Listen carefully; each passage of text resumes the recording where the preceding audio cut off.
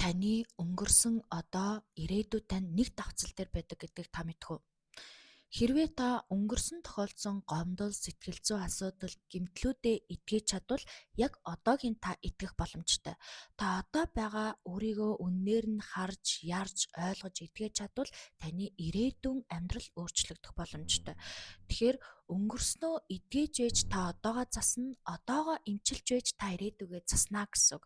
Тэгэхээр хүн яг одоо байгаа өөртөө анхаарал тавьж байгаагаараа бүрэн өөрийгөө итгэж гин гэсэн үг биш. Эсвэргээрээ бүх зүйлийг эхнээс нь буюу өнгөрснөөс эхлэх нь маш зөв тусгал болж өгдөг.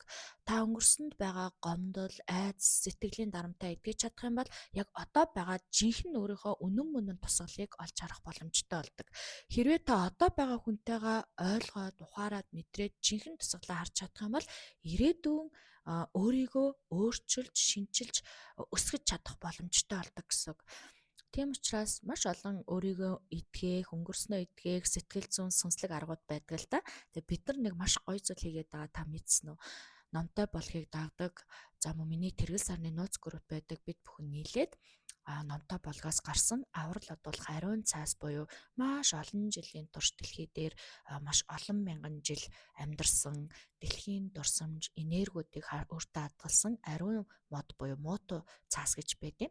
Тэр цаасан дээр өөрсдөө эмчилж байгаа юу вэ гэхээр өнгөрсөн тохиолдсон зүйлүүдээ тэр энгийн цаас биш те ариун цаасан дээр бичиж шатааснаар сэтгэлгээний маш том засал болж байгаа. Мөн тэр нөө өнгөрсөнд марцсан зүйлүүд нь дурсагдаж гүндээ хадгалагдаад тэрэн дээрээ таг тавьсан байсан тагнуудаа аваад өөрийгөө үнэн мөнээр нь илчлээ, дэмжлээ, эдгэнэ гэдэг бол сэтгэл зүйн маш том эмчилгээ болж өгч байгаа байхгүй. Тэг ингээд надтай би өөрөө ч түүнийгээ хийж байгаа. Мөн надтай хамт агаад хийж байгаа аврал одуулах ариун цаастай ажиллаж байгаа хүмүүс нэг группт ороод өдөр бүр тэр одоо групптэй хэрхэн ажиллаж байгаагаа, хүслээ хэрхэн дуудаж байгаагаа, за өнгөрсөн амьдралдаа тохиолдсон үйл явдлыг таринаар өөрийнхөө сэтгэлийн гэрчлэлээр бичээ шатаагаад юм одоо сэтгэлийн эмчилгээ засал гэж хэлж болно. Ийм үйлдэлүүдийг хийгээд байгаа. Энэ маань ингээд тодорхой хугацаа өнгөрчлөө л дөө. Тэгэхээр айгүй хөөрхөн үр дүн гараад тэр зүйлүүдийг хийж байгаа хүмүүс надад ирж талархал дэвшүүлээд мэдрэмжүүдээ хуваалцаад ямар ахиц дэвшил, ямар одоо үйлдэл амьдралтанд тохиолдоод байгааг хуваалцаад байгаа. Энэ ингээд баярлаа, талархаа, тийм гоё байлаа гэдгийг хэлээд байгаа нь юу болоод байгаа вэ гэхээр өнгөрсөн дэх өөрийгөө эдгээгээд байгаа. Гэр бүл, удам судартай холбоотой зүйлүүдэд эдгээгээд байгаа болохоор одоо байгаа та итгэж байгаа гэсэн үг байхгүй. Одоо байгаа та итгэжгээр ирээдүйн зам, ирээдүйн зорилго өөр одоо гэрэл гээ харагдаж эхэлж байна гэсэн үг. Тэгэхээр энэ сэтгэл зүйн эмчилгээ буюу өөрийнхөө замбраагүй дотор байгаа маш олон замбраагүй зүйлүүдэд эмхэл, цэгцэлж, бичиж, шатааж дэлхийн ертөнцид байх ёстой орон зайруу нь илгээнэ гэдэг бол маш чухал үйл явдал байдаг. Хэрвээ та энэ зүйл надад бас хэрэгтэй юм байна те сэтгэл зүйн эмчилгээ надад хэрэгтэй байгаа.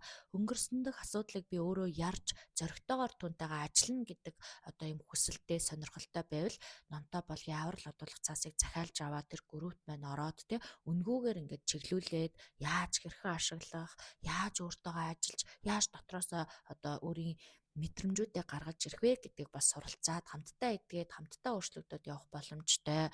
За мөн эмх замбраагүй байдлыг ингээд зэгцлээд мэдрэмжүүдээ уулзаад хүн бичиж гин гэдэг нь бол маш том ингээ өөртөөгөө ажиллах бясалгал болж өгч байгаа байхгүй юу. Тэгэхээр хүн бичихтэй хүртэл маш гоё төвлөрч өчнө. Тэгээд нөгөө одоо хэрглэж байгаа энэ хүслээр шатааж байгаа лаа, хүслийн бал, ариун тос гэд бүхэл энэ зүйлд орж байгаа зүйлүүд маань өөрөө нэг зорилготой буюу таны хүслийг ариун орон зай руу шилжүүлж өгөх тийм зорилготойгоор бүтсэн дэлхийн ертөнцийн ариун урмлуудаар хийсэн, ариун модоор хийсэн зүйлүүд байгаа учраас хоорондоо нэг гоё сет буюу багцалж өгж байгаа. Нэг нэгнийхээ үйлдэлийг, нэг нэгнийхээ зүйлийг дэмжиж өгж байгаа гэсэн үг.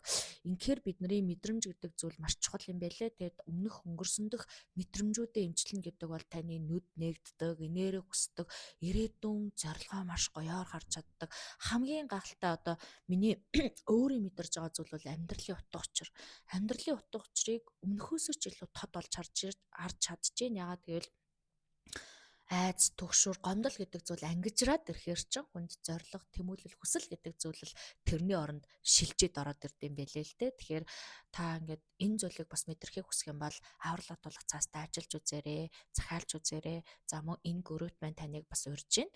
Тэгээ бид нар хамтдаа ингээд бичээд мэдрэмжүүдээ хуваалцаад хүмүүсээс маш гоё үр дүнгууд авч байгаа. Тэг хүний дотор ч ямар их дурсамжтай, ямар их сэтгэлийн гэмтэл байдیں۔ Бид нар одоо би багада тийм нас айцсан. Ийм нас чочордсон гэд нэг хоёр тод юмнуудаа л мэдээд байдаг те. Гэтэл яг хүн сэтгэлтэйгээ ажиллаад өөрөө доторхоо ухаар бүр зарим зүйлийг мартцсан байд юм байна. Заримыг нь айсан гэдгээ мэддэггүй юм байна. Заримыг нь бүр ингээд өөрийнхөө бүр те санахыг ч усгүй дурсамжууд байд юм байна. Хүн л болсон хон амьдрал энэ олон өдрүүдэд маш олон үйл явдал тохиолддог юм бэлээ. Тэгээ тэрийг ингээд эдгэж эмчилж өнгөрснөө засна гэдэг нь бол яг одоогоо засаад явхаар нийгэмд бол яг ийм өнгөрснөө эмчлээд одоогоо засах хүмүүс бол маш хэрэгтэй юм байна гэж үзсэн учраас миний зүгээс энэ өөрийнхөө сэтгэл зүйтэй ажилдаг хамгийн одоо чухал гэж бодсон энэ үйлийг холбож гаргаад даврал одуулах цаас гэж юм одоо хайрцагтай нэг бокс гаргасан юм аа. Тэгээд энэ гаргасан одоо бокстаа ажиллаж байгаа хүмүүс байнаас маш гоё үр дүнгээ хаваалцаад явж байгаа. Хамтдаа л бид нар цэвэрлж гин, хамтдаа л өөрчлөгдөж гин. Өдөр болгон шинэ гомдол, шинэ зүйл гарч ирэл өдөр бүр л өөртөө ажиллах юм гарч ирдэг юм бэлээ. Тэгээд та нар маань сонирхоод үзвэл бас мэдээлэл аваарэ гэж та нартай зөвлөмөр нь ингээд та нартай амжилт хүсье.